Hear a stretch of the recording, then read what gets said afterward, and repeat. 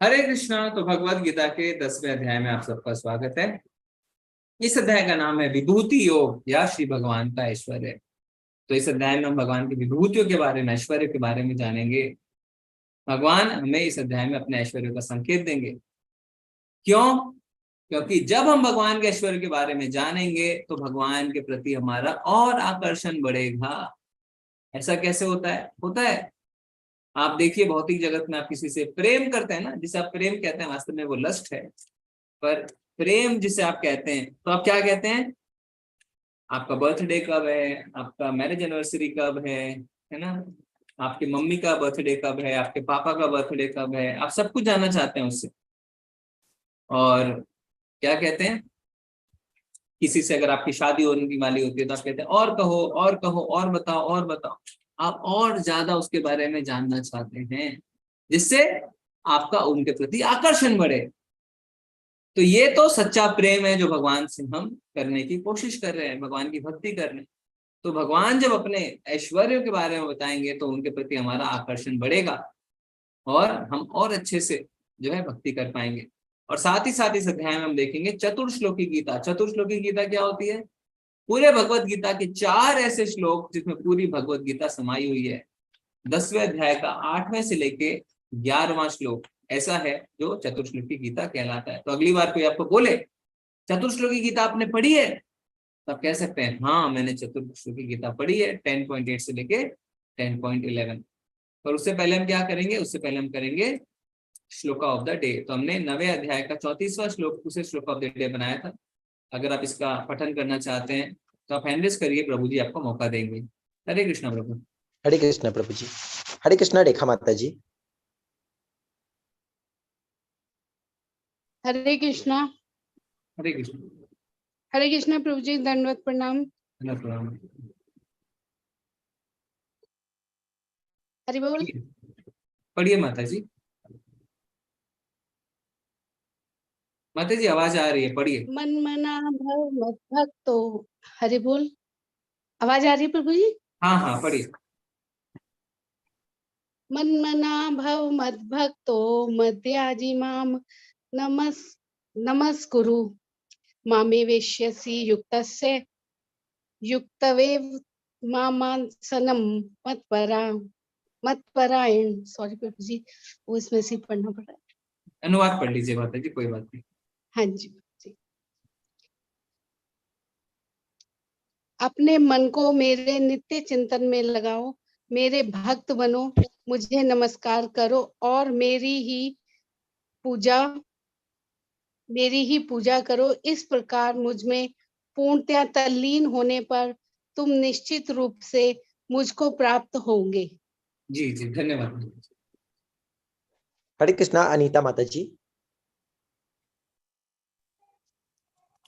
हरे कृष्णा प्रभु जी। हरे कृष्ण। आवाज आ रही है? आ रही है माता जी, पढ़िए।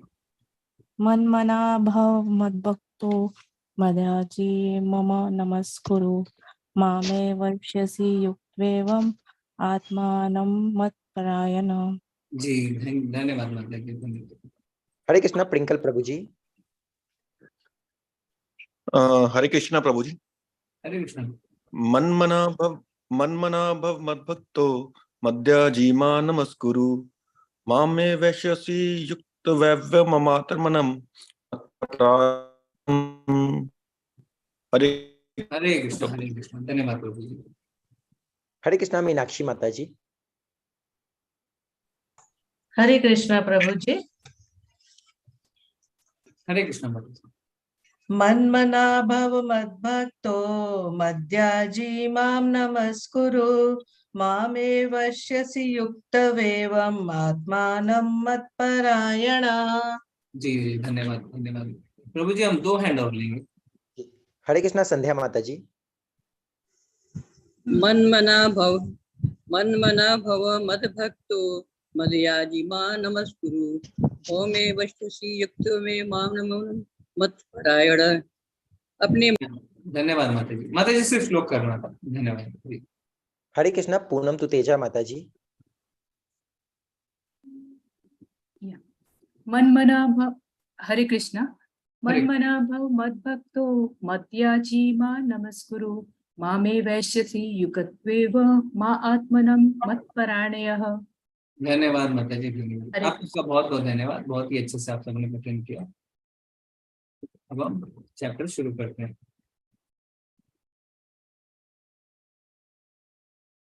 जी, तो भगवान यहाँ पे अध्याय की शुरुआत करते हैं। श्री भगवान वाच भूय एव महाबाहो शृणु मे परमं वचः यत्तेऽहं प्रियमाणाय वक्ष्यामि हितकाम्यया। श्री भगवान ने कहा, हे महाबाहु अर्जुन, और आगे सुनो, क्योंकि तुम मेरे प्रिय सखा हो, अतः मैं तुम्हारे लाभ के लिए ऐसा ज्ञान प्रदान करूंगा जो अभी तक मेरे द्वारा बताए गए ज्ञान से श्रेष्ठ है। तो यहाँ पे हमें भगवान के बारे में जानना है, पर तब तक हम नहीं समझ सकते जब तक भगवान खुद हमें अपने बारे में ना बता दें। और भगवान किसको बताते हैं? सिर्फ भक्तों को। जैसे अगर आपको प्रधानमंत्री से या राष्ट्रपति से मिलना है, तो ऐसा नहीं है कि आपका इच्छा हुई और आप चले गए और मिल लिए, नहीं, आपको मीटिंग अरेंज करनी होती है, अपॉइंटमेंट लेना होता है, और अपॉइंटमेंट तभी मिलती है जब आपकी योग्यता हो, नहीं तो अपॉइंटमेंट मिलेगी भी नहीं। इसी तरीके से भगवान से मिलना है तो योग्यता होनी चाहिए। क्या योग्यता? भक्ति की योग्यता। तो प्रभुपाद जी को किसी ने कहा कि कहाँ है भगवान, आप मुझे दिखाएं। प्रभुपाद जी क्या कहते हैं? भगवान हमारे सेवक नहीं है, उन्हें जब मन होगा वो तब प्रकट होंगे। हमारा कर्तव्य है कि हम भगवान की प्रेममय सेवा करते जाएं। ये बहुत ही अच्छा श्लोक है। नामे विदुः सुरगणः प्रभवं नाम हर्षयः अहम आदिर्हि देवानां महर्षिणां च सर्वशः। ना तो देवतागण मेरी उत्पत्ति ऐश्वर्य को जानते हैं और ना महर्षिगण ही जानते हैं, क्योंकि मैं सभी प्रकार से देवताओं और महर्षियों का भी कारण स्वरूप यानी उद्गम हूँ। जो मुझे अजन्मा अनादि समस्त लोगों के स्वामी के रूप में जानता है, मनुष्य में केवल वही मोह रहित है और समस्त पापों से मुक्त होता है। तो भगवान दूसरे श्लोक के पहली लाइन में क्या कहते हैं कि बड़े बड़े भी मुझे नहीं जान पाते। क्यों? क्योंकि भगवान की लीलाएं दो तरीके की होती हैं, लौकिक और अलौकिक।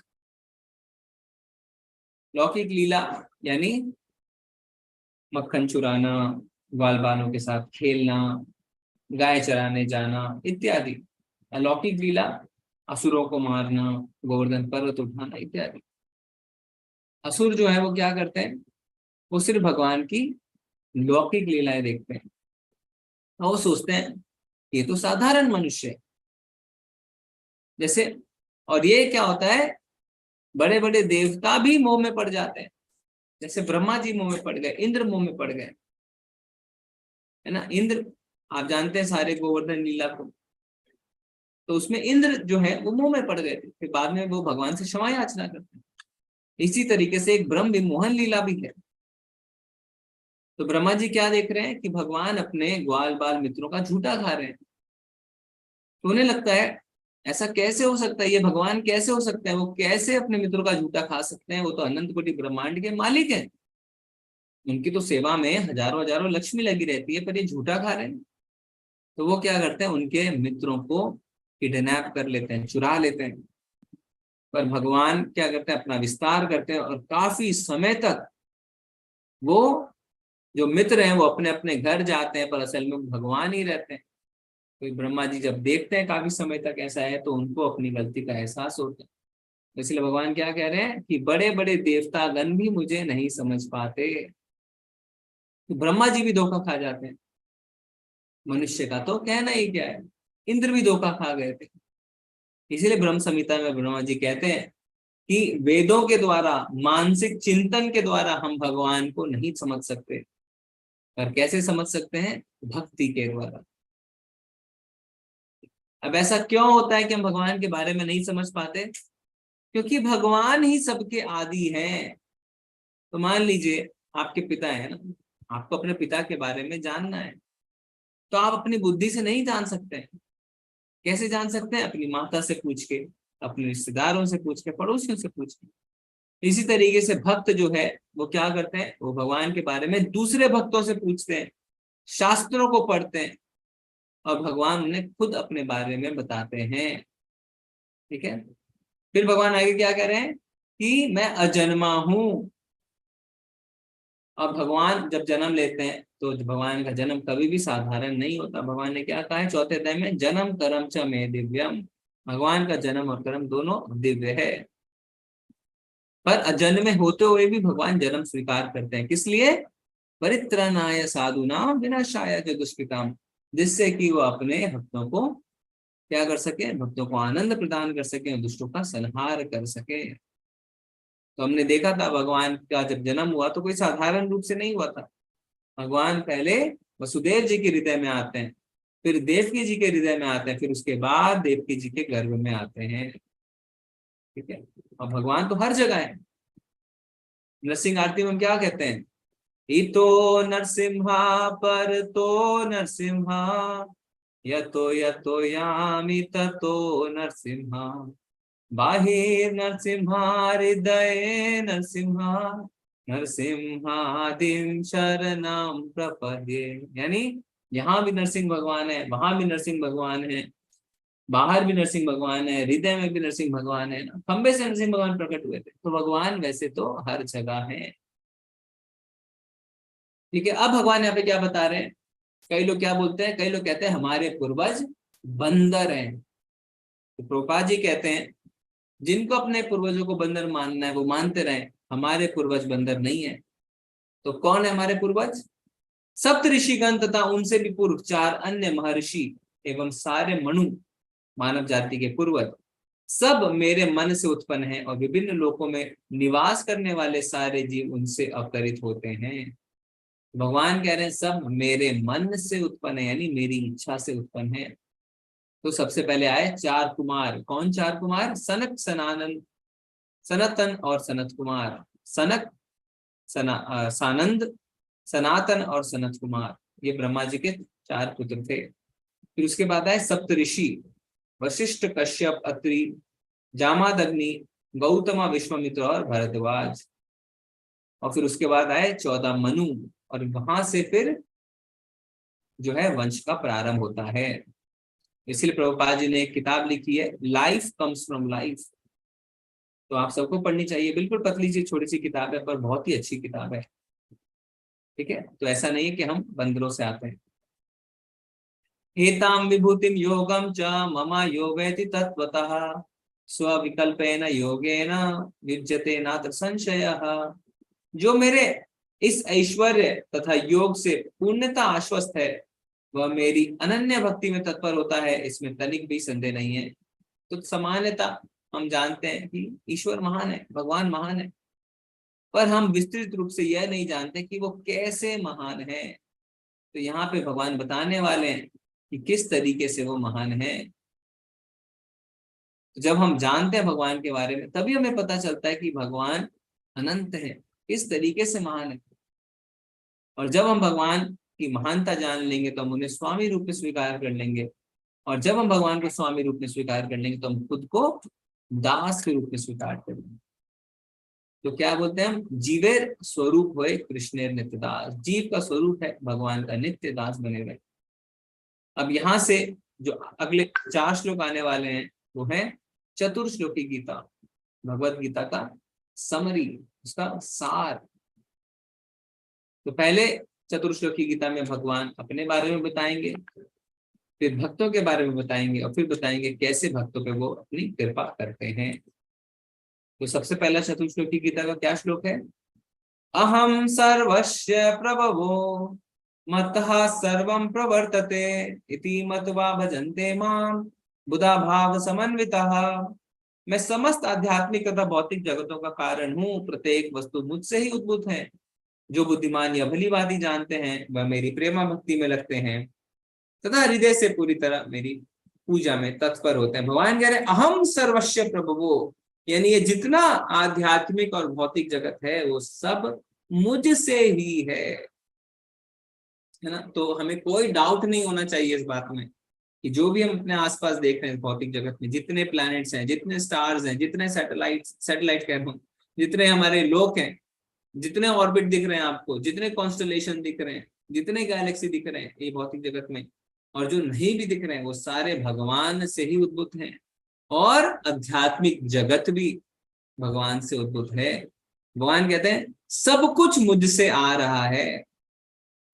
तो भगवत गीता में जो है अर्जुन पूरी तरीके से असमंजस में थे, क्या करूं क्या ना करूं, पर भगवान ने उन्हें ये नहीं बताया, सिर्फ यही नहीं बताया कि क्या करना है, साथ में ये भी बताया कि क्या सही है उसको जानने की क्या प्रक्रिया होनी चाहिए। नहीं तो भगवान कह सकते थे ना लड़ो और फुल स्टॉप, भगवत गीता खत्म।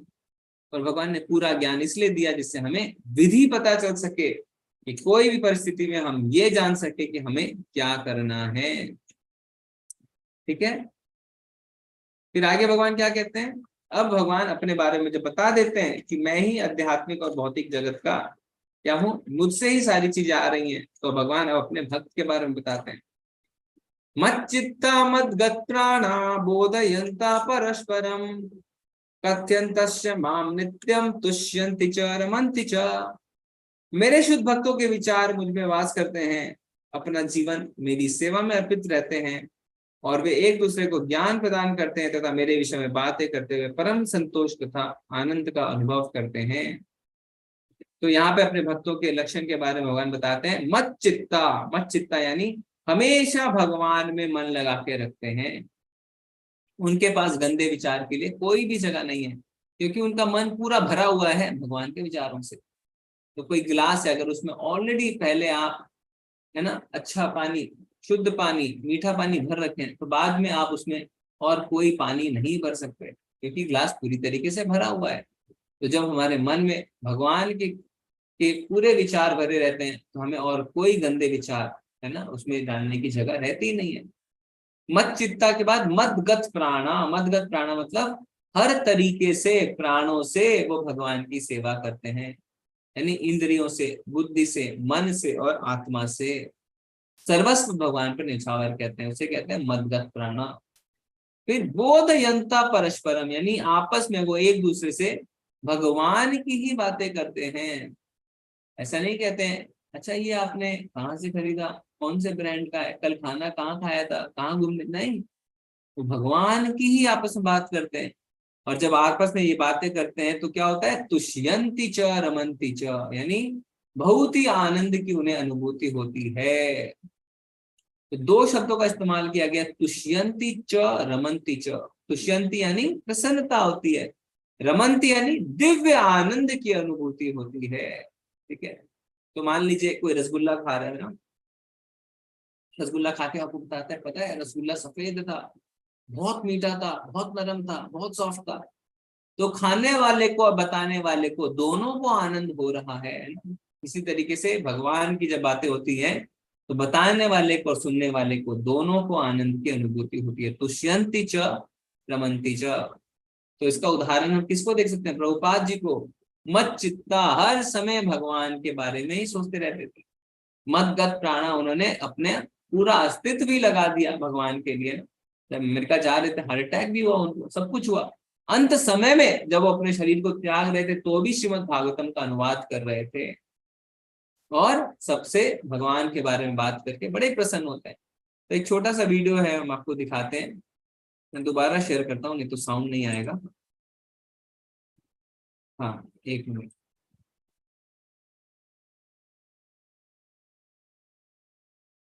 जी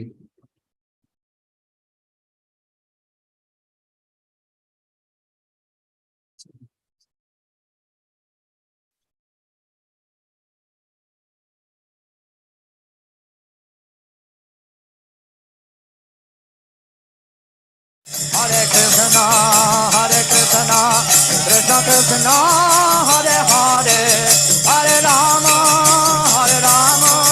Rama Rama, Hare Hare, Hare Krishna, Krishna Krishna, Hare Hare, Hare Rama,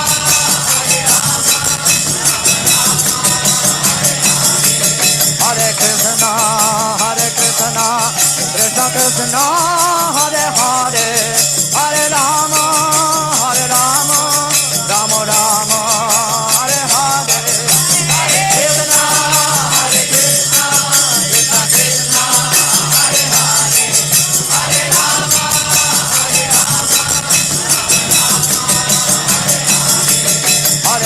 Krishna, Hare Krishna, Krishna Krishna, Hare Hare, Hare Rama,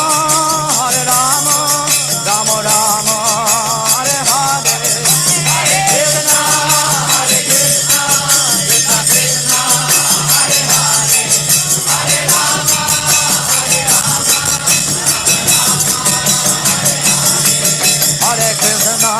Hare Krishna, Krishna Krishna, Hare Hare, Hare Rama, Rama Rama, Hare Hare, Hare Krishna, Krishna Krishna, Hare Hare, Hare Rama,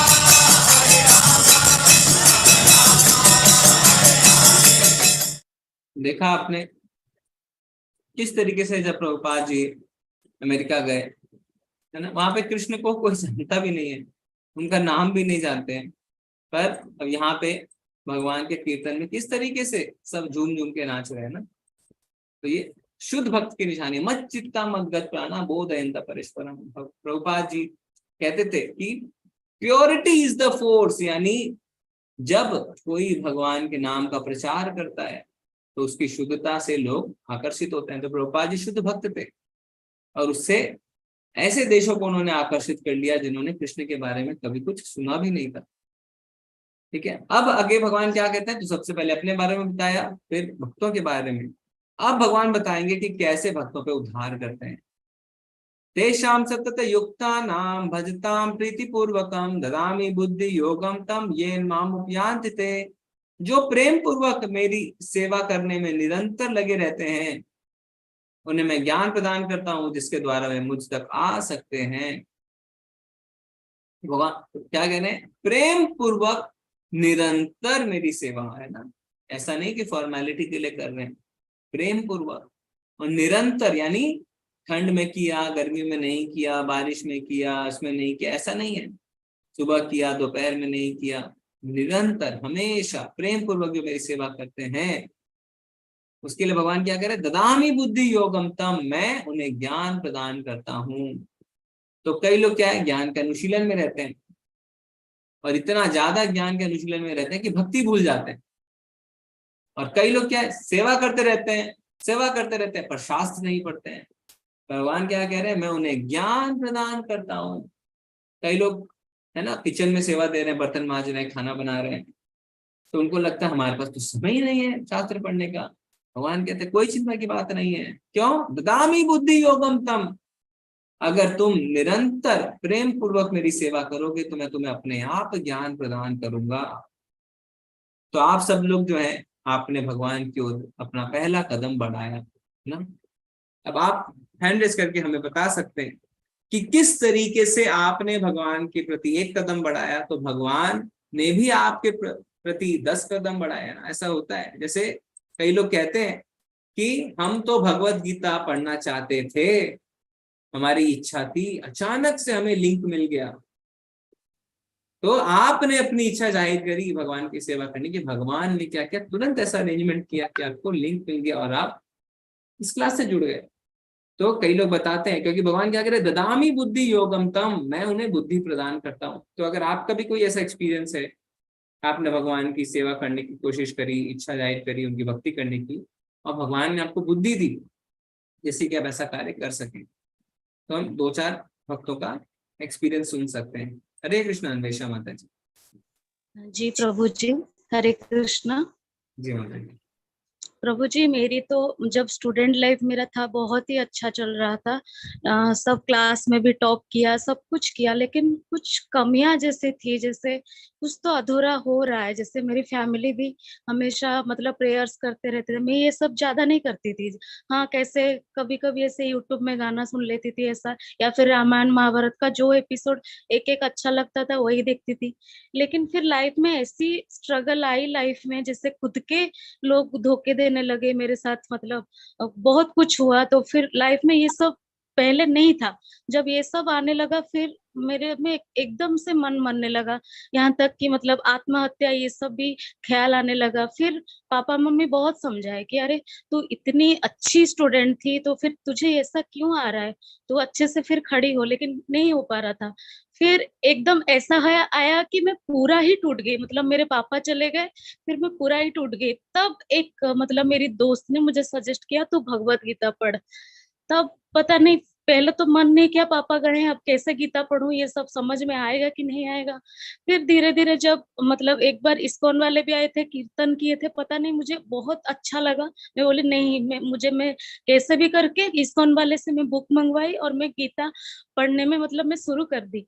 तब धीरे धीरे इतना मतलब एक एक अध्याय पढ़ने के बाद, पहले पहले तो थोड़ा थोड़ा समझ में आता था, फिर इतना मैं मतलब एक एक लाइन मुझे जब समझ में नहीं आता है तो फिर रात भर मैं सोचती थी इसका क्या अर्थ हो सकता है।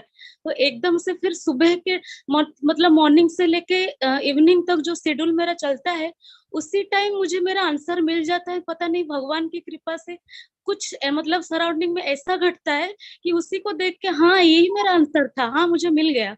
और धीरे धीरे मुझे अभी मतलब कृष्ण से इतना भक्ति हो गया है कि मैं भगवान को थैंक यू बोलती हूँ कि वो मेरे जीवन में इतना दुख लाए हैं कि मुझे ये भक्ति भाव आ सका। वरना मैं दावे के साथ कह सकती हूँ अगर ये सब नहीं घटता, इतना दुख नहीं आता, मैं शायद ही, आप बोलते हैं ना कि 4 प्रकार के लोग हैं, ज्ञात मतलब जिज्ञासु आर्थ जो भी है, तो मैं पहले कैटेगरी की आती। अगर मैं ये सब नहीं भोगती तो मैं शायद ही भक्ति नहीं कर पाती गुरुजी। और धन्यवाद आपका ही, आप बहुत, आपका आशीर्वाद है और आपका क्लास मुझे बहुत अच्छा लगता है प्रभु जी। माता जी बहुत बहुत धन्यवाद। माता जी ने अपना पर्सनल एक्सपीरियंस बताया। तो भगवान बहुत ही दयालु होते हैं। माता जी की इच्छा थी भगवत गीता पढ़ने की, प्रेरणा मिली किस तरीके से ना। तो हमारे जीवन में आते हैं दुख, तो दुख आते हैं कभी कभी, वो भी हमारे लिए अच्छी खबर लेके आते हैं।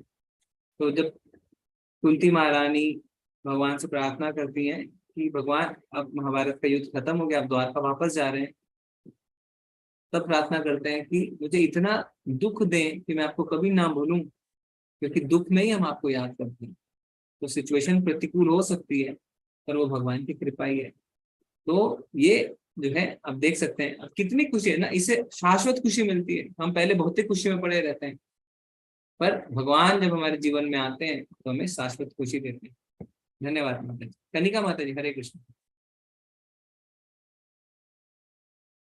हरे कृष्ण माता जी। माता जी अनम्यूट करिए। हरे कृष्णा प्रभु जी, दंडवत प्रणाम। धन्यवाद। प्रभु जी, मेरा एक्सपीरियंस ऐसा है कि 2020 में मेरी शादी हुई थी और जिनके घर मेरी शादी हुई मैं वहां पे ठाकुर जी लेकर गई। तो मेरी मदर इन लॉ ने बोला कि हमारे घर में जगह नहीं है इनके लिए, और बहुत सारी और भी प्रॉब्लम्स थी जिस वजह से मेरा डाइवोर्स हो गया। एंड उस टाइम में ट्रॉमा में थी कि लाइक मेरे साथ ऐसा क्या हो गया है। और उसके बाद मैंने भगवत गीता शुरू करी। शेफाली मैम है, उनसे मतलब वो भी इस्कॉन मंदिर में ही पूजा करते हैं ऐसे। तो उन्होंने अपना यूट्यूब चैनल भी है उनका, तो वहां से मैंने भगवत का पहला अध्याय पढ़ना शुरू किया था, जिससे मेरे को काफी प्रेरणा मिली। उसके बाद फिर लाइक वही थोड़ा ट्रॉमा था तो मैंने छोड़ दी। और अभी अगेन जैसे लाइक ऐसे मैं इंस्टाग्राम स्क्रॉल कर रही थी तो मेरे को ऐसे इस्कॉन का यहाँ पे लिंक मिला जहाँ पे मैंने ज्वाइन किया। और तब से लाइक मेरा बहुत ज्यादा भगवान की तरफ हो गया है कि जैसे मैं पहला 1 माला कर रही थी, आज पहले मैंने 2 माला करी और आपके साथ ही अभी तीसरी माला भी करी। तो मेरे को लग रहा है मैं डे बाय डे और इम्प्रूव कर रही हूँ और भगवान के पास जाने की कोशिश कर रही हूँ। जी माता जी बहुत बहुत धन्यवाद। तो माता जी ने भी अपना बहुत ही निजी एक्सपीरियंस बताया ना। तो हमें इन सब चीजों से शिक्षा लेनी है। भगवान जिसके जीवन में दुख आते हैं ना, वो भगवान की ओर अपने आप मुड़ते हैं।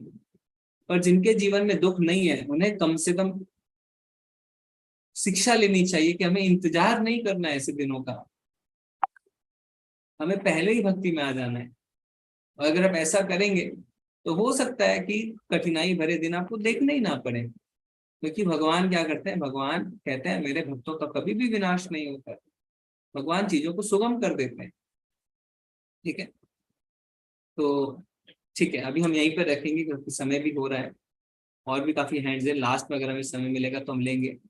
तो भक्तों का उद्धार करते हैं ना, हमने इस श्लोक में क्या देखा कि कैसे भक्तों का उद्धार करते हैं। तो भगवान कहते हैं ददामी बुद्धि योगम तम, मैं उन्हें ज्ञान प्रदान करता हूँ।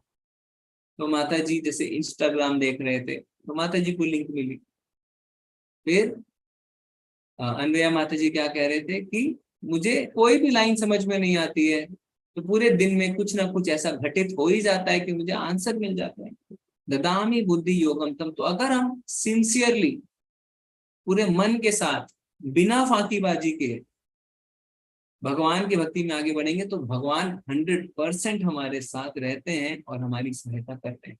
और आपको यकीन होने लग जाता है और आपको पता चल जाता है कि हाँ ये मुझे जवाब मिलने वाला है, भगवान मेरे को जवाब जरूर देंगे। आपको भगवान के साथ का अनुभव होने लगता है, पर आपको पूरी निष्ठा से, बिना किसी चालाकी के, बिना किसी चतुराई के, पूरे निर्मल मन के साथ, पूरे सरेंडर के साथ भगवान का समर्पण लेना होता है। तब भगवान आपके साथ क्या करते हैं, आदान प्रदान शुरू कर देते हैं। ठीक है, ये यथामाम प्रपद्यन्ते थाम स्थिते भजामहे, जो जितनी गंभीरता से मुझसे आदान प्रदान करेगा मैं भी उतनी गंभीरता से ही उसे आदान प्रदान करूंगा। जैसे एक छोटा सा बच्चा रहता है ना, अगर माँ उसे घर में अकेले छोड़ के जाती है, मान लीजिए वो 1 साल का बच्चा, तो माँ को पता है वो पूरी तरीके से मुझ पर निर्भर है, तो सारा काम छोड़ के उसका ध्यान देती है। पर यही बच्चा थोड़ा बड़ा हो जाता है तो माँ को क्या लगता है वो कुछ ना कुछ कर लेगा, अपना रसोई में जाएगा, डिब्बे खोल के बिस्किट खा ही लेगा ना।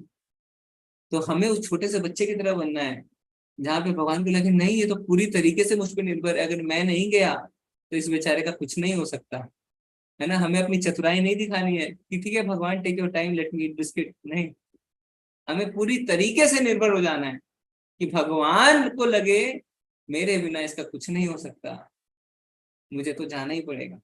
ठीक है, ये यथामाम प्रपद्यन्ते थाम सदैव भजामहे।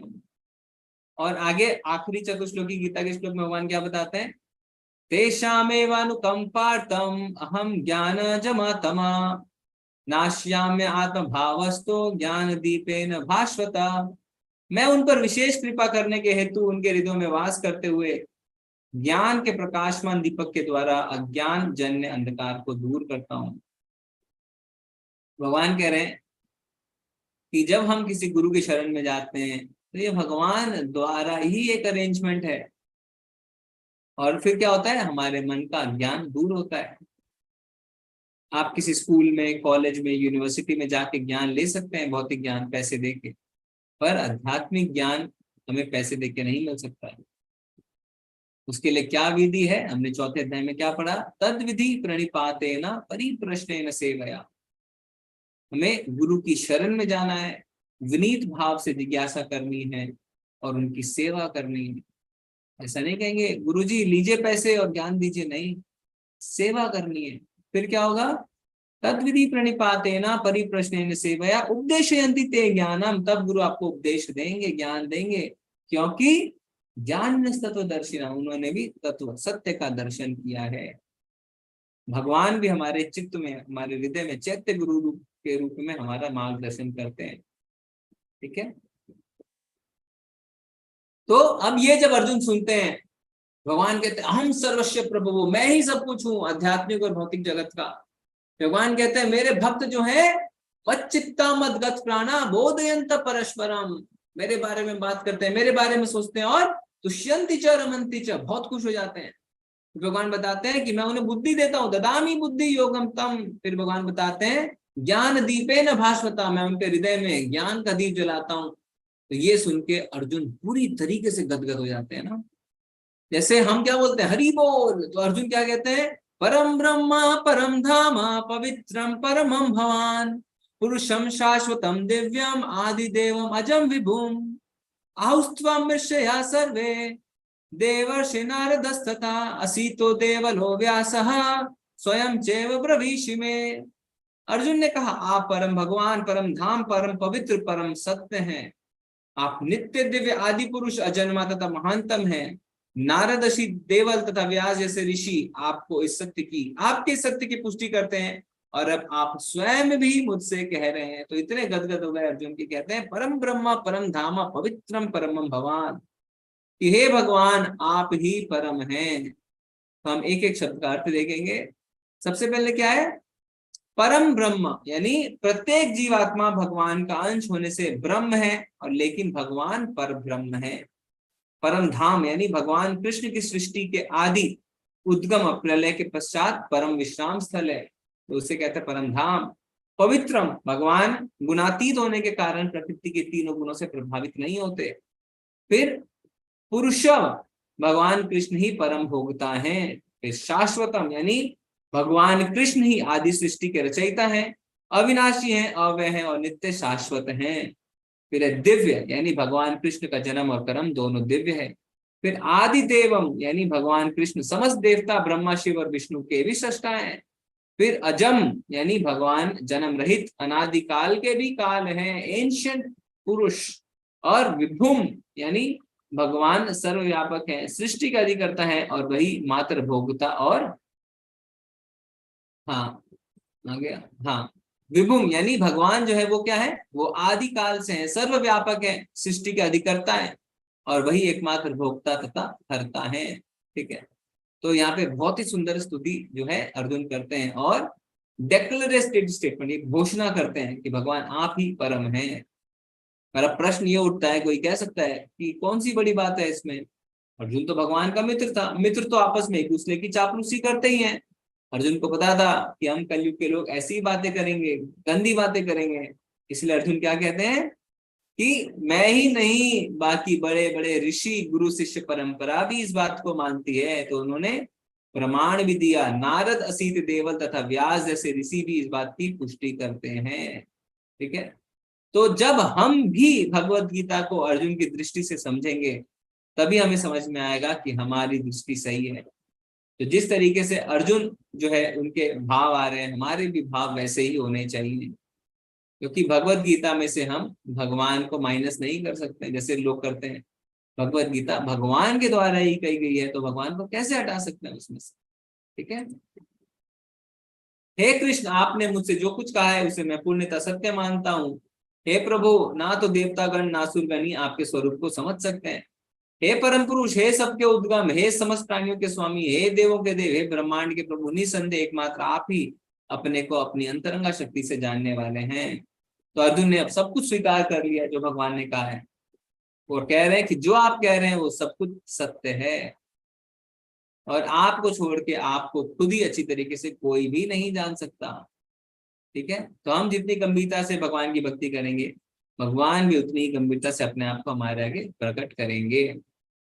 हे कृष्ण, हे परम योगी, मैं किस तरह आपका निरंतर चिंतन करूं और आपको कैसे जानूं। हे भगवान, आपका स्मरण किन किन रूपों में किया जाए। तो यहाँ पे अर्जुन पूछ रहे हैं कि मुझे आपको निरंतर याद करना है, मैं कैसे करूं। हे जनार्दन, आप पुनः विस्तार से अपने ऐश्वर्य तथा योग शक्तियों का वर्णन करें। मैं आपके विषय में सुनकर कभी तृप्त नहीं होता, क्योंकि जितना ही आपके विषय में सुनता हूं उतना ही मैं शब्द अमृत को चखना चाहता हूँ। तो यहाँ पे हमें अब पता चलने वाला है कि हर समय हम भगवान का चिंतन कैसे कर सकते हैं। तो 7वें अध्याय में भगवान ने क्या बताया था, मैं जल का स्वाद हूँ, सूर्य चंद्रमा का प्रकाश हूँ, बुद्धिमान की बुद्धि हूँ, है ना। अब यहाँ पे भगवान हमें और बताएंगे, क्योंकि अर्जुन कह रहे हैं जितना सुनते हैं उतना ही हमें कम लगता है। तो यही भक्त की निशानी है, वो भगवान के बारे में और ज्यादा और ज्यादा और ज्यादा सुनना चाहते हैं। इसीलिए कई लोग कितनी बार कोर्स रिपीट करते हैं ना, 7 बार 8 बार 10 बार करते ही जाते हैं, क्योंकि भगवान के बारे में सुनना उन्हें अमृत जैसा लगता है। श्रीमद् भागवतम कहता है क्या, स्वादु स्वादु पदे पदे, हर पद पे स्वाद ही स्वाद है। तो भगवान अब यहाँ पे अपने अभिव्यक्ति, अपने विभूतियों के बारे में हमें थोड़ा संकेत दे रहे हैं। क्या, मैं आदित्यों में विष्णु हूँ। ठीक है, तो भगवान यहाँ पे हमें संकेत क्यों दे रहे हैं, भगवान अपने बारे में पूरा क्यों नहीं बता रहे हैं, पहले हम वो जान लेते हैं।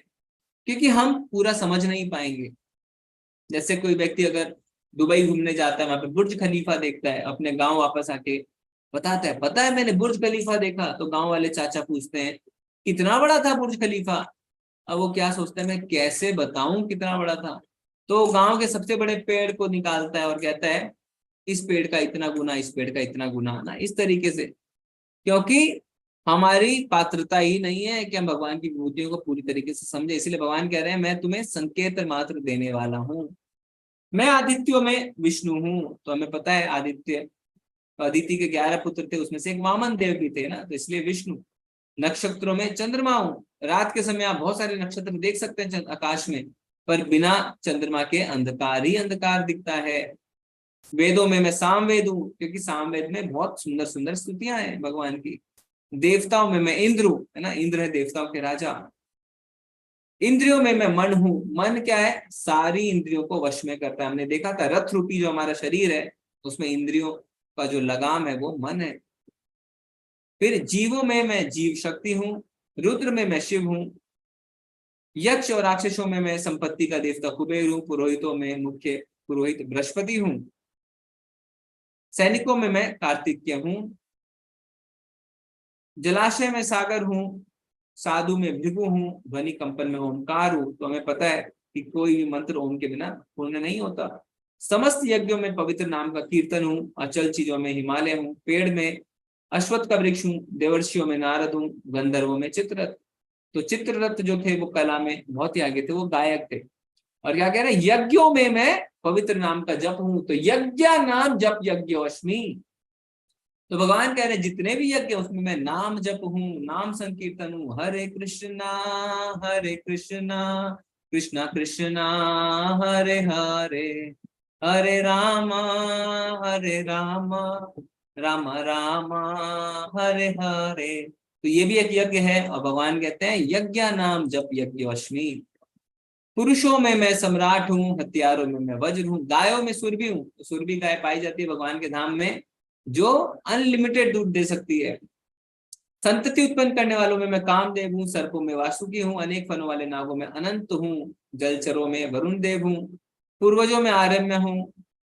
नियमों के निर्वाहकों में मैं यमराज हूँ। तो हम यमराज के नियमों से कभी नहीं बच सकते हैं, है ना। हम अपने देश के कानून से बच सकते हैं, पर यमराज के कानून से नहीं बच सकते हैं। दैत्य दानवों में प्रहलाद हूँ। तो प्रहलाद महाराज जो थे वो दैत्य दानव के परिवार में जन्म लेके भी भगवान के भक्त थे। वश में करने वालों में मैं समय हूँ। तो समय सबसे बलवान होता है। हम जानते हैं आज जो शक्तिशाली है कल वो कमजोर पड़ता ही है। जानवरों में सिंह हूँ। पक्षियों में गरुड़ हूँ। समस्त पवित्र करने वालों में मैं हवा हूँ। मछलियों में शार्क हूँ। बहती नदियों में मैं गंगा हूँ।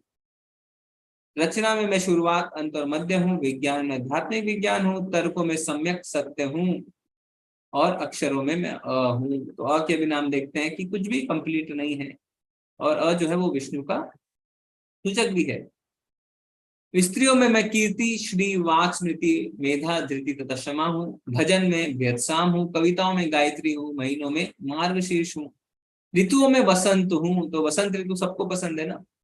बारिश हो चाहे गर्मी हो चाहे सर्दी हो, सब चाहते हैं आए पर चली जाए। पर वसंत ऋतु जब आता है तो कोई नहीं चाहता है कि ये जाए। छलियों में जुआ हूँ।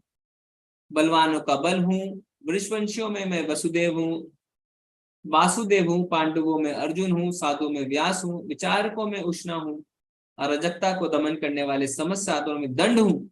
विजय की आकांक्षा रखने वाले में नीति हूँ। और रहस्यों में शांति हूँ। तो शांति, जब अगर कोई शांत बनाए रखता है, कोई चुप रहता है, तो आप कभी भी उसके मुंह से कोई रहस्य नहीं जान सकते। तो इसी तरीके से भगवान ने अपनी 80 से ऊपर विभूतियां हमें बताई हैं। अब भगवान क्या कह रहे हैं? यही नहीं है अर्जुन, मैं समस्त सृष्टि का जनक बीज हूं। ऐसा चर तथा अचर कोई भी प्राणी नहीं जो मेरे बिना रह सके। हे परंतप, मेरी दैवी विभूतियों का अंत नहीं है। मैंने तुमसे जो कुछ कहा है वह तो मेरे अनंत विभूतियों का संकेत मात्र है। तो भगवान खुद कह रहे हैं कि मेरे ऐश्वर्यों का कोई भी अंत नहीं है। भगवान अगर पूरा ऐश्वर्य बताने जाए तो भगवत गीता भी कम पड़ जाएगी। अभी उन्होंने हमें संकेत मात्र ही दिया है जिससे हम समझ सकें। यद यद विभूति मत्सत्वम श्रीमद ऊर्जितमेव वा तत्तद एवावगच्छत्वम मम तेजो असंभवम। तुम जान लो कि सारा ऐश्वर्य, सौंदर्य तथा तेजस्वी सृष्टियां मेरे तेज के एक स्फुलिंग मात्र से उद्भूत हैं। तो भगवान कह रहे हैं जितना भी ऐश्वर्य है वो मेरे एक अंश से ही आता है। ठीक है। तो यहाँ पे जो आप देख सकते हैं अपने चित्र पे, अपने स्क्रीन पे जो चित्र है, भगवान एक पत्ते पे लेटे हैं। तो उसमें कथा आती है हमारे शास्त्रों से। तो क्या होता है, मार्कंडे ऋषि रहते हैं। मार्कंडे ऋषि को वरदान रहता है कि वो मरेंगे नहीं, है ना। जब प्रलय आती है तो वो तैरने लगते हैं, तो तैरते तैरते थक जाते हैं। तो जब वो थक जाते हैं तो क्या होता है, तो एक छोटे से बालक को वृक्ष पे देखते हैं और सोचते हैं कि ये बालक यहाँ पे कैसे आया। वो सोच ही रहे होते हैं कि वो बालक उनसे कहता है, हे मार्कंडेय, हाथ दो, मैं तुम्हें बचा लेता हूँ क्योंकि तुम अभी बहुत ज्यादा थके हो। उन्हें लगता है एक बालक मुझे कैसे बचाएगा। इतना वो सोचते ही हैं कि बालक जोर से सांस लेता है और मार्कंडेय ऋषि उनके पेट में चले जाते हैं। पेट में वो क्या देखते हैं, वहां पे एक अलग ही ब्रह्मांड है। फिर जब वो बाहर सांस छोड़ते हैं, जब वो बाहर आते हैं तो देखते हैं कि प्रलय का जो है समापन हो चुका है। तो इस तरीके से वो साक्षात भगवान के पेट में चले जाते हैं। और ये सब मार्कंडेय ऋषि पांडवों को बताते हैं, जब पांडव क्या रहते हैं, पांडव वनवास में रहते हैं और उस समय उनके साथ भगवान भी रहते हैं। तो इस तरीके से मार्कंडेय ऋषि भगवान के आगे उनको पहचान के उनकी ओर देखते देखते ये सब कहानी बताते हैं। तो सारे पांडव भी समझ जाते हैं कि किस तरीके से भगवान की लीला, भगवान को साष्टांग दंडवत करते हैं। तो ये एक बहुत ही सुंदर कथा हमारे शास्त्रों से आती है। अत्वा बहु नैतेन किं ज्ञातेन तव अर्जुना विष्टभ्यम इदम कृत्स्नम एकांशेन स्थितो जगत। किंतु हे अर्जुन, इस सारे विशद ज्ञान की आवश्यकता क्या है, मैं तो अपने एक अंश मात्र से संपूर्ण ब्रह्मांड में व्याप्त होकर इसको धारण करता हूँ। तो भगवान कह रहे हैं, मैंने इतनी विभूतियां बताई पर उसकी आवश्यकता क्या है, मैं तो एक अंश मात्र से इस सृष्टि को चला रहा हूं।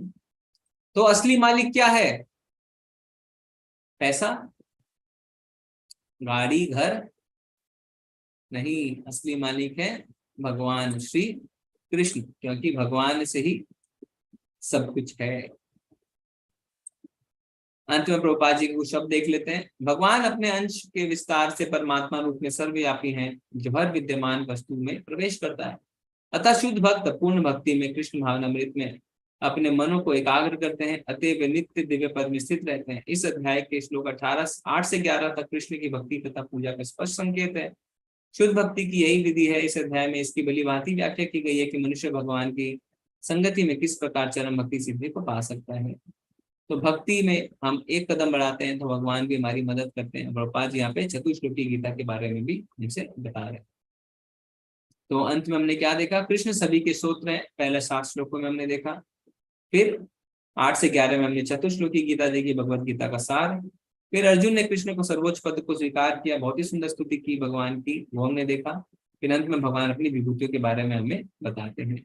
तो आज का श्लोक ऑफ द डे शायद हमने बताया नहीं, 10.8 था, अब उसे नोट कर लीजिए। चतुश्लोकी गीता का पहला श्लोक, ठीक है, वो हमारा श्लोक ऑफ द डे था।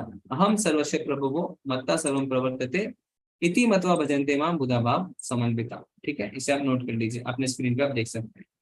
हरे कृष्णा। इससे हमारे क्लास का आज समापन होता है। अगर आपको कोई प्रश्न है तो हैंड रेज कर सकते हैं, नहीं तो चैट में भी लिख सकते हैं। हरे कृष्णा प्रभु जी। हरे कृष्णा प्रभु जी। हरे कृष्णा देवश्री माता जी। हरे कृष्णा प्रभु जी। हरे कृष्णा। प्रभु जी, जैसे आप ये गीता के सार में बहुत सारी ऐसी बातें हुई जहाँ पर भगवान की सेवा करनी चाहिए, तो भगवान की सेवा में क्या क्या किया जा सकता है? जी जी जी जी, भगवान की क्योंकि सेवा में हम हाँ, जो चीजें कर रहे हैं वो सेवा है कि नहीं, वो उसमें इंक्लूड होता है कि नहीं, क्या चीजें हमें एडिशनल करनी चाहिए, ये मैं जानना चाह रही थी। जी जी जी। तो हमें अपनी इंद्रियों को जो है भगवान की सेवा में लगा के रखना चाहिए। तो सेवा का सबसे पहला जो शुभारंभ कर सकते हैं वो कर सकते हैं भगवान की मालाएं करके। तो भगवान के नाम का जप भी भगवान की सेवा है। जी हाँ, तो अपनी मालाओं को सबसे पहले 16 तक लेके आएंगे, ठीक है जी। उसके बाद क्या है, उसके बाद है 4 नियमों का पालन करना। 4 नियम क्या है, मांस नहीं खाना है, नॉनवेज नहीं खाना है जी, नशा नहीं करना है जी, अवैध संबंध नहीं रखने हैं, जुआ नहीं खेलना। ओके। हाँ, तो ये 4 नियम और 16 माला में दृढ़ हों तो हम क्या है भगवान की सेवा अच्छे से करने के लिए तैयार होते हैं। क्योंकि ये 4 नियम क्या है, ये 4 नियम हमें इंसान बनाते हैं पहले, फिर धीरे धीरे हम भगवान का नाम लेना शुरू करते हैं। भगवान का नाम जब आप लेना शुरू करेंगे आपका हृदय निर्मल होता जाएगा, हृदय निर्मल होता जाएगा, भगवान के साथ आदान प्रदान करने के लायक आप बन पाएंगे।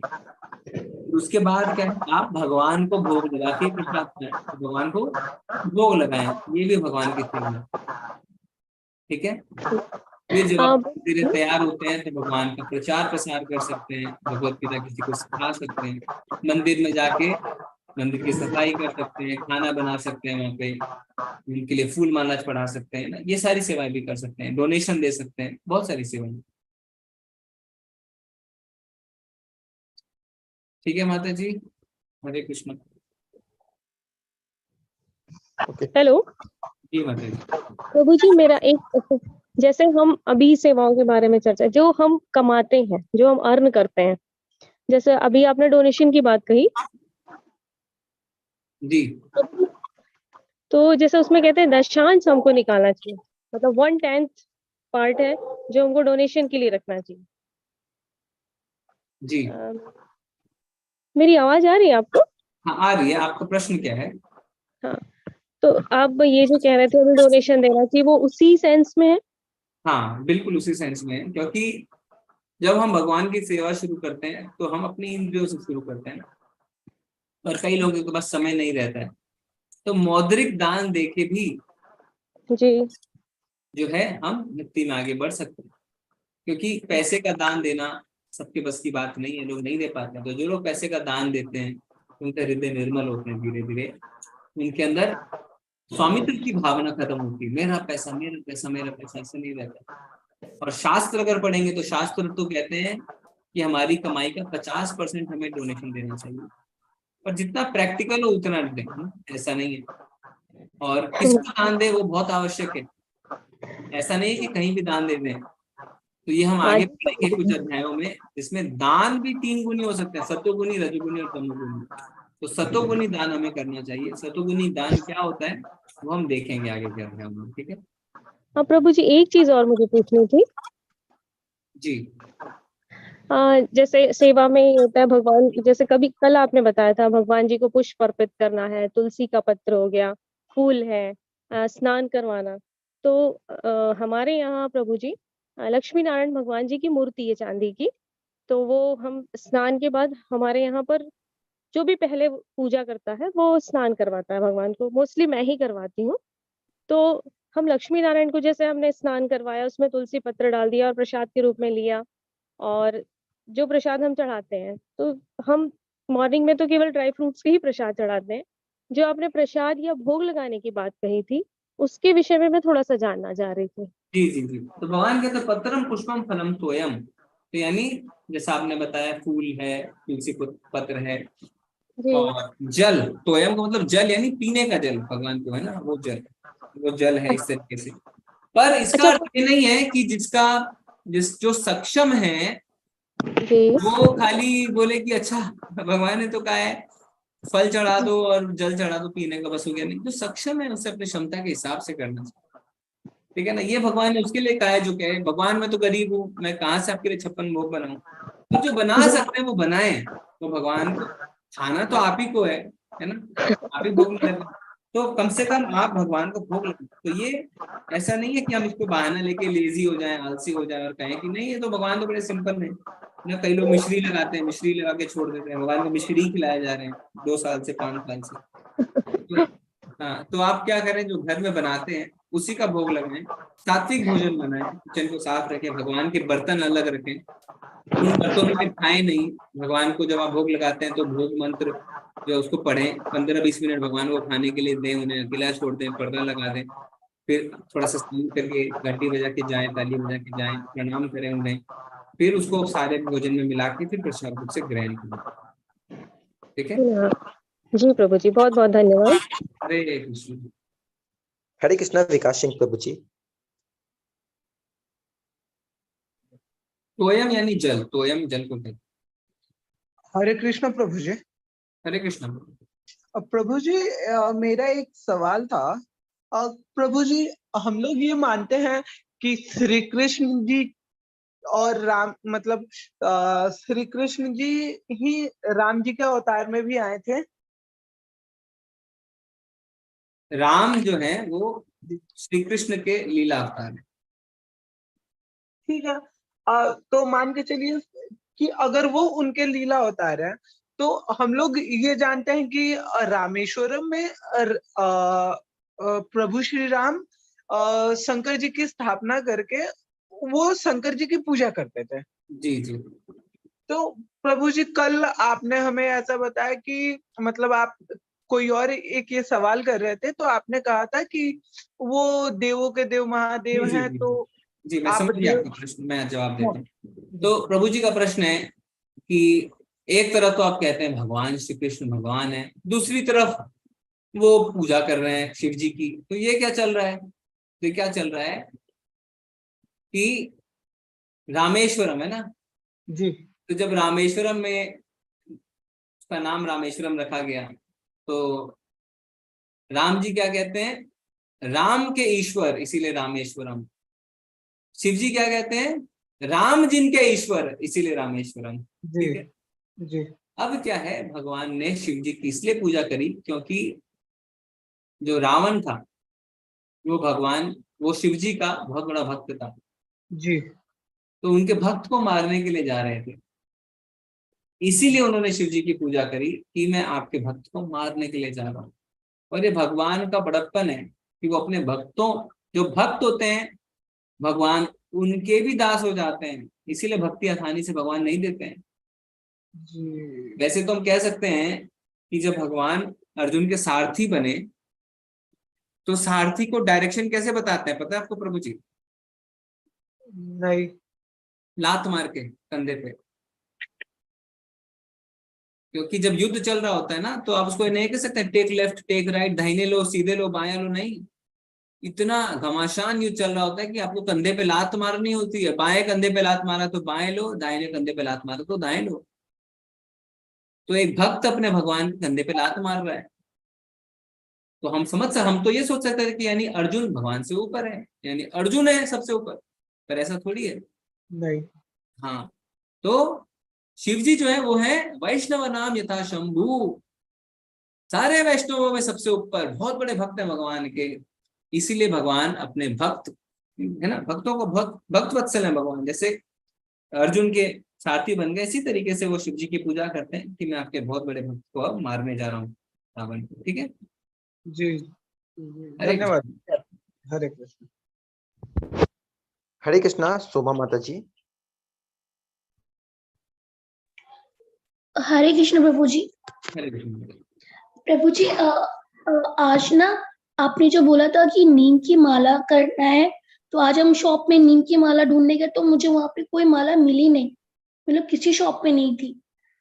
तो उनसे मैंने पूछा तो बोले कि यहाँ पे कहीं पे नीम की माला नहीं मिलेगी, तो क्या करें? तो जो माला मिल रही है ना माता जी, हाँ जी। तुलसी छोड़ के ओके। वो ले लीजिए आप। मतलब फिर भी कौन सी माला? नहीं वो तो देखिए अब आपको कैसे देंगे, हो सकता है मशीन में। नहीं आप ऐसा करिए ना, मैं आपको एक लिंक भेजता हूँ, आप इधर से ही मंगा लीजिए ना मंदिर से। हाँ जी हाँ जी जी जी जी। हाँ हाँ प्रभु जी, सुमित प्रभु आपके पास वो लिंक है जपा माला विद बैग? जी प्रभु जी है। हाँ मैं वो भेज 200 रुपए लगेंगे माता जी, उसमें आपको बैग जपा माला, पोस्टेज भी रहता है ना, स्पीड पोस्ट का काफी चार्ज है, कोई इसीलिए। मुश्किल नहीं प्रभु जी, हाँ कोई मुश्किल नहीं। जी हाँ, अभी हम इसमें चैट में डाल देते हैं, आप उससे जी व्हाट्सएप ग्रुप में भी डाल देंगे। जी जी जी प्रभु जी। जी जी हरे कृष्ण। हरे कृष्णा। अन्वेषा माता जी। जी प्रभु जी हरे कृष्णा। जी मैम। प्रभु जी जैसे आज आप जो अध्याय आज पढ़ा है विभूति योग ऐश्वर्य योग, तो जैसे महादेव शिव जी अपने जट में जैसे गंगा को धारण किए हैं, और अगर त्रिनेत्र में जो तीसरा आंख खोलेंगे तो फिर पूरा ध्वंस हो जाएगा, मतलब आग निकलता है, और जैसे अपने कंठ में वैसे विष धारण किए हैं। तो फिर मैं ये जानना चाहती हूँ कि हमारे जो श्री कृष्ण भगवान हैं, उनके जो मोर पंख है और जो बंसी है और जो उनके सुदर्शन चक्र है और जो ग्वालो मतलब गाय के आसपास, गाय ये सब उनके आसपास रहते हैं, उनका क्या मतलब तात्पर्य क्या है? ये हम लोगों को क्या मैसेज देते हैं भगवान? कोई मैसेज नहीं है इसमें, क्या मैसेज है? उनको वो लीला कर रहे हैं ना अपना, उनको गाय बहुत पसंद है, इसलिए वो गाय के पास रहते हैं, गाय को चराने जाते हैं। वृंदावन में उनकी मैया ने उनसे कहा चप्पल पहन लो, तो कहते हैं मैया पहले हमारी जो 9 लाख गायें हैं उनको आप चप्पल पहनाओ। 9 लाख गाय यानी 36 लाख चप्पल फिर मैं चप्पल पहनूंगा। ठीक है, तो उनको गाय पसंद है, हम क्या लीला करते हैं, बांसुरी बजाना पसंद है उनको, लीला करते हैं। हाँ, हम ये समझना है कि भगवान का कोई भी अलंकार, कोई भी साज सामान आध्यात्मिक जगत में जड़ नहीं है, चेतन है। यानी बांसुरी में भी जान है, वो भी एक पुरुष है। मोर पंखी में भी जान है, वो भी एक पुरुष है। ठीक है, तो कई कई भक्त जो होते हैं बोलते हैं शांत रस में जो होते हैं, भगवान हम आपकी बांसुरी बनना चाहते हैं, तो बांसुरी बन जाते हैं उनकी। ठीक है, इस तरीके से माता जी। तो हमें हर चीज कोई सांकेतिक रूप से नहीं देखना है। भगवान एक पुरुष है एंड वो परम एंजॉयर है ना, ही वांट्स टू एंजॉय। अभी कोई सपोज अपने भौतिक जगत में हारमोनियम बजाना पसंद करता है, तो हम क्या बोलेंगे, सांकेतिक रूप से उसको क्यों हारमोनियम बजाना पसंद है, क्या बोलेंगे ना? तो भगवान को पसंद है, भगवान लीला कर रहे हैं। जी, जैसे राधा रानी है वो मतलब सुने थे उनके कथा में कि राधा रानी के जाने के बाद, उनके मृत्यु के बाद वो बांसुरी तोड़ दिए थे। तो ये इन सब में कुछ नहीं रखा हुआ है, क्योंकि भगवान क्या बताते हैं, जन्म कर्म च मे दिव्य। भगवान का जन्म और कर्म दोनों दिव्य है। ठीक है, तो मरना, शरीर छोड़ना, ये सब शास्त्रों से कोई संपर्क नहीं है, क्योंकि भगवान अजन्म है। ठीक है, जी जी प्रभु जी, धन्यवाद प्रभु जी। हरे कृष्ण। हरे कृष्णा सुमेश प्रभु जी। हरे कृष्ण प्रभु जी। हरे कृष्ण प्रभु जी, अभी जो कोर्स कर रहे हैं, जब से शुरू हुआ तब से हम लोगों ने अपनी दिनचर्या में परिवर्तन किया है, और जैसा कि आप लोगों से गाइडेंस मिला है, हम लोगों ने भगवान को भोग लगाना और उसके प्रसाद को ग्रहण करना शुरू किया है। लेकिन एक छोटी सी दुविधा आ रही है।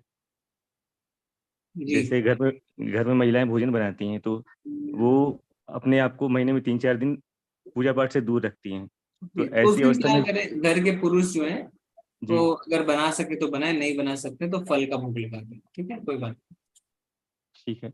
और प्रभु जी बाहर का ऐसा नहीं कि रेस्टोरेंट से मंगा के लगा दें, बाहर का हमें नहीं लगाना चाहिए भोग, जी खुद बना दें। दाल चावल तो कोई भी बना सकता है प्रभु जी, है ना? जी जी दाल चावल ही बना दीजिए और ठीक है, फल का लगा दीजिए, है ना? ठीक है। और इसमें जैसे माला करने की बात है, तो महिलाओं को वैसे समय में माला करने की हाँ, सलाह देंगे या नहीं? कर सकते हैं, कर सकते हैं, ठीक है माला कर प्रभु जी। सकते हैं। तत्रार्पिता नियमित स्मरण न काला। कोई भी इसका काल नहीं है, कोई भी समय नहीं है, कोई भी नियम नहीं है, कभी भी कर सकते हैं। ठीक है प्रभु जी। और प्रभु जी, ये तुलसी माला को अभी निषेध क्यों करते हैं? मतलब क्या उसमें कुछ तुलसी ज्यादा माला के पवित्रता? लिए क्या है प्रभु जी, थोड़ी सी शुद्धता चाहिए। जी ठीक है, थोड़ा सा आप दृढ़ हो जाएं, आपको अच्छा लगने लगे, आपके नियम बन जाएं, तब तुलसी माला में हमें करनी चाहिए ना। कहीं भी हमने माला रख दी, कुछ भी कर दिया, फिर घर में नॉन वेज चल रहा है, प्याज लहसुन आप खा रहे हैं, उन्हीं हाथों से जी माला को छू रहे हैं, तो हम्म ठीक नहीं है। तो थोड़ी शुद्धता के साथ हमें कार्य करना है। पहले ठीक है। हाँ, पहले जब करते जाइए, धीरे धीरे धीरे धीरे, जब आपको अपने आप ही लगने लगेगा ना कि क्या चीज आपको अपने में बदलनी है, आपको अपने जी आप प्रेरणा मिल जाएगी कि आपको कब तुलसी माला से जब करना है। ठीक है, अभी मैं नीम की माला सही कर रहा हूँ। हाँ हाँ हाँ, करिए करिए प्रभु जी। जिनके पास भी नहीं है मालाएं, जो करना चाहते हैं, इधर उधर मंदिर नहीं जा रहे हैं आलस्य के कारण, या मंदिर दूर है, पता नहीं है, तो प्रभु जी ने लिंक डाल दिए, आप जप माला विद बैग मंगा सकते हैं। ठीक है, और अभी अच्छे मौका है कि आप किताब भी मंगा लीजिए साथ में, क्योंकि बार बार आपको अलग अलग पोस्टेज चार्जेस लगेंगे। तो इनमें कुछ सेट प्रभु जी ने डाले हैं, 600 वाले सेट में शायद जप माला भी आ जाती है, मैं देख लेता हूँ एक मिनट। तो उसमें क्या आपको भगवत गीता मिल जाएगा, साइंस ऑफ सेल्फ रियलाइजेशन या आत्म साक्षात्कार का विज्ञान, परफेक्ट क्वेश्चन परफेक्ट आंसर, जप माला, जप बैग और साक्षी माला, ये 6 चीज आपको मिल जाएगी 600 रुपये में। ठीक है, क्योंकि आप आगे चल के कहीं ना कहीं भगवत गीता पढ़ेंगे, इधर उधर से खरीदेंगे, तो आप एक साथ खरीद सकते हैं। ठीक है, नहीं तो जैसे आपकी इच्छा वैसा करिए जी। हरे कृष्णा दिव्या माता जी। हरे कृष्ण प्रभु जी। मैं सिर्फ यही बोलना चाह रही थी कि जैसे अभी आपने बताया था ना माला के लिए, जी आवाज आ रही है प्रभु जी? हाँ माता जी बोलिए।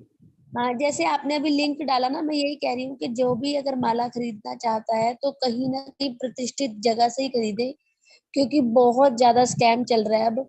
मतलब कि जो हड्डियां है ना, उनसे मालाएं बनाई जा रही हैं। तो कृपा करके सिर्फ और सिर्फ मंदिरों से ही खरीदे माला, जैसे इस्कॉन के मंदिर हैं या कहीं पर भी आप जहां पर भी मानते हो वहीं से ही लेना माला। बस यही कहना था प्रभु जी। वो ऐसा हो रहा है माता जी आजकल। हाँ जी, तो हमारा धर्म भ्रष्ट करने के लिए बहुत बड़ी साजिश चल रही है, तो इसीलिए माला जो है मंदिरों से ही ले, कृपा सबसे हाथ जोड़कर विनती है कि इस्कॉन से ही मंगाएं, कोई मतलब पैसे को नहीं देखें, क्योंकि बहुत बड़ा आपका ऊपर धर्म ही भ्रष्ट हो जाएगा तो फायदा ही क्या है। चलिए ठीक है, धन्यवाद माता जी। हाँ धन्यवाद प्रभु जी। सॉरी माता जी, आपने बात कंप्लीट नहीं करी, बोलिए। प्रभु जी, जो अभी आप बता रहे थे ना कि वो जो 4 नियम बता रहे थे जो रखने हैं, जो आप बता रहे थे, वो एक बार फिर से रिपीट कर दो सबको। कोई नशा नहीं करना है, फिर मांस नहीं खाना यानी नॉनवेज नहीं खाना है। ऐसा नहीं मांस नहीं खाना बोला तो अंडा खाने लग गए, कुछ नॉनवेज नहीं खाना है। अवैध संबंध नहीं रखना है, यानी सिर्फ अपने पति या अपनी पत्नी के साथ, और जुआ नहीं खेलना है। ठीक है, ये 4 नियम है। माता जी आप म्यूट हो गए। ठीक है माता जी। हाँ जी, हरे कृष्ण जी। हाँ जी धन्यवाद। हरे कृष्ण। एक प्रश्न आया प्रभु जी चैट में, साक्षी माला क्या होती है? तो साक्षी माला क्या होती है कि एक तो मेन माला जिसमें 108 मोतियां हैं, फिर उसको छोड़ के एक छोटी माला आती है जिसमें 20 मोतियां होती हैं। क्यों? क्योंकि आप 16 माला करेंगे तो फिर कहाँ काउंटिंग करेंगे, तो उसमें एक एक बीड्स आप आगे बढ़ा सकते हैं, तो उसे साक्षी माला कहते हैं। उसको जप बैग के जो हैंडल है उसमें टांग देते हैं, उसमें बांध देते हैं, उसे कहते हैं साक्षी माला। ठीक है प्रभु जी, आखिरी हैंड हम ले लेते हैं। हरे कृष्णा मेघना माता जी। हरे कृष्ण प्रभु जी। हरे मेरे को आपसे माला के बारे में पूछना था। एक्चुअली मैंने ना 2 महीने पहले ऋषिकेश में रुद्र पूजा की अटेंड की थी, तो उन्होंने हम सबको रुद्र मालाएं दी थी जी। तो उससे हम कर सकते हैं जाप? माता जी अगर और कोई माला नहीं है तो आप, ऐसा बात नहीं, आप कर सकते हैं, पर रुद्राक्ष की माला में रुद्राक्ष का जो मोती होता है वो रफ होता है ना, तो करेंगे तो हाथ छिल जाते हैं, उंगलियां छिल सकती है, क्योंकि तो इससे अच्छा है कि आप और कोई माला से करें जो सॉफ्ट, जिसके मोती होते हैं, है ना। ठीक है, जब तक नियम बनेगा तब तक के लिए मैं कर सकती हूँ, तब तक मैं मंगवाऊंगी तब तक के लिए। हाँ, तब तक करिए आराम से, कोई दिक्कत। और उसको मैंने अपने ही ना मैंने एक पुस्तकालय बनाया हुआ है, तो उसके अंदर ही मैं रखती हूँ एक डिब्बी में डाल के। तो चलेगा ऐसे मंदिर में रखना? नहीं, आवश्यक तो ऐसा नहीं, मंदिर में रखने का कोई सिस्टम नहीं है। क्योंकि मेरे को प्रभुपाद वाली गीता ही मिली हुई है जी वाली, तो मैंने वो भी वही रखी हुई है पुस्तकालय में, एक स्पेशल स्थान बना के अलग से। हाँ, कोई दिक्कत नहीं है, पढ़ना आवश्यक है, उसका ज्ञान को आत्मसात करना आवश्यक है। कई लोग कहते हैं मार्किंग नहीं करेंगे हम, ये नहीं, आराम से पेंसिल मार्क करिए, नोट्स बनाइए अपने, सब कुछ करिए, है ना। भगवत गीता की आरती उतारने से अच्छा है कि भगवत गीता को मार्किंग करके उसके नॉलेज को आत्मसात करें, वो ज्यादा इंपॉर्टेंट है। ओके, हरे कृष्ण। हरे कृष्ण। ठीक है, आज हम चलते हैं। और भी शैलेंद्र पांडे प्रभु जी आ गए हैं लास्ट में, पूछ सकते हैं उनसे। जी प्रभु जी। क्रिस्टल की माला से जब कर सकते हैं? हाँ करिए माता जी, करिए, जब शुरू करिए, वो ज्यादा आवश्यक है। भोग कितने घंटे में हटा सकते हैं? नहीं, घंटों नहीं लगाना है, 20 मिनट, 15 से 20 मिनट। ठीक है माता जी, 15 से 20 मिनट। और भोग के समय क्या मंत्र बोलना है वो प्रभु जी डाल देंगे आज व्हाट्सएप ग्रुप में। अगर आपको वो टफ लगता है, थोड़ा बड़ा लगता है, तो महामंत्र बोल दीजिए, हरे कृष्ण कृष्ण कृष्ण हरे हरे, हरे राम राम राम। ठीक है, नहीं तो एक मंत्र है उसको आपको बोलना चाहिए। ओके। हरे कृष्णा शैलेंद्र प्रभु जी। प्रभु जी आपने एक बार YouTube से एक वीडियो भेजा था ना कि माला कैसे करनी है? मैंने भेजा था क्या? मुझे याद भी नहीं है। एक देखिएगा, अगर कोई YouTube में मिल जाए आपको तो आप ग्रुप में भेज दीजिएगा। अन्वेषा माता जी कह रहे हैं कि अगर कोई छोटा सा वीडियो मिल जाए। ठीक है, माला कैसे करनी, मतलब माला जैसे हम करते हैं फिर उसको उलट पलट के करते हैं, वैसे वही वाली वीडियो ना? हाँ, उसका मिल जाए, कैसे पकड़ना है, क्या बोलना है ना, थोड़ा सा। ठीक है, ठीक है प्रभु जी, मैं डाल दूंगा। शैलेंद्र पांडे प्रभु जी, हरे कृष्ण। उनकी आवाज नहीं आ रही है। ठीक है, फिर आज हम चलते हैं प्रभु जी। ठीक है, ठीक है, आप सबका बहुत बहुत धन्यवाद। कल हम मिलेंगे 11वें अध्याय के लिए। 11वें अध्याय में भगवान अपना विराट रूप दिखाने वाले हैं, यानी सब कुछ दिखेगा उस रूप में। भविष्यवाणी भी दिखेगी क्या होने वाला है। आप अपने टीवी को देखते हैं तो आपको पास्ट और प्रेजेंट देख सकते हैं, फ्यूचर नहीं देख सकते हैं, पर भगवान के विराट रूप में आप भविष्य भी देख सकते हैं। ठीक है, और साथ ही साथ भगवान अपना काल रूप दिखाएंगे, चतुर्भुज दिखाएंगे और श्याम सुंदर रूप दिखाएंगे। और भगवान ये भी बताएंगे कि देवी देवता भी मेरे श्याम सुंदर रूप को देखने की ताक में रहते हैं। इतना सुंदर है भगवान का रूप। ठीक है, तो कल का अध्याय बड़ा इंटरेस्टिंग होने वाला है, आप सब बने रहिए। और एकादशी है 18 तारीख को, यानी सैटरडे को, जो जैसा मैंने आपसे कल कहा था कि कम से कम एकादशी वाले दिन हम 16 माला जरूर करें। बाकी तो अच्छे वक्त हैं, आपने देखा आज 13% लोग 16 माला से ज्यादा कर रहे हैं, पर जो नहीं कर रहे हैं वो 15 दिन में एक बार तो कर सकते हैं ना, उसमें कोई बहुत कुछ नुकसान नहीं है हमारा। और शनिवार है, उस दिन सैटरडे है, आधा से ज्यादा लोगों के ऑफिसेज भी नहीं रहेंगे। और जब तक आप 16 माला करके खत्म भी हो जाएगा, तब आप उठने का समय होगा, तो सुबह 4:30 उठना है, 4:30 आपको मंगल आरती अटेंड करनी है। ठीक है, नहा के नहीं कर सकते तो कोई बात नहीं है, पर कोशिश करें 4 बजे उठ जाए, नहा लें, 4:30 मंगल आरती करें, 5:10 तक मंगल आरती खत्म हो जाएगी, फिर 6:30 पौने 7 तक आपकी 16 मालाएं भी खत्म हो जाएंगी। ठीक है, आप आराम से कर सकते हैं। और लिंक जो है वो प्रभु जी डाल रहे हैं बार बार, t.ly/temple। ठीक है, इस लिंक पे आपको जाना है, और एक कोड हम डालेंगे। कोड क्या डालेंगे? जिससे हमें पता चल सके कि इस बैच से कौन कौन आ रहा है, आप सबको आपस में प्रेरणा मिल सके। तो प्रभु जी एक कोड डाल देंगे आपके व्हाट्सएप ग्रुप में। उस कोड को आप मंगल आरती जब अटेंड करेंगे तो वहां के चैट में डाल दीजिएगा। जैसे ये जूम लिंक है ना, ऐसा ही जूम लिंक रहेगा, उसके चैट में उस कोड को डालेंगे। ठीक है, तो वो कोड भी आपको मिल जाएगा। ठीक है प्रभु जी, हम चले फिर आज। जी प्रभु जी। वांछा कल्पतरुभ्यश्च कृपा सिंधुभ्येव च पतितानां पावनेभ्यो वैष्णवेभ्यो नमो नमः। अनंत कोटि वैष्णव वृंद की जय, श्रील प्रभुपाद की जय। प्रभु जी ने कोड डाल दिया है। कोड क्या है? HIN यानी हिंदी, L1 यानी लेवल 1 9 PM, यानी 9 बजे की क्लास, हिंदी लेवल 1 9 PM। ये है code HIN L1 9 PM। Chat से आप सब कॉपी कर सकते हैं, नहीं कॉपी कर पा रहे हैं तो कोई बात नहीं, आपको व्हाट्सएप ग्रुप पे भी मिल जाएगा। और जिनके सवालों का मैं जवाब नहीं दे पाया, कल हम जरूर कोशिश करेंगे कि हम उनको जवाब दे दें। ठीक है, हरे कृष्णा, सभी को धन्यवाद।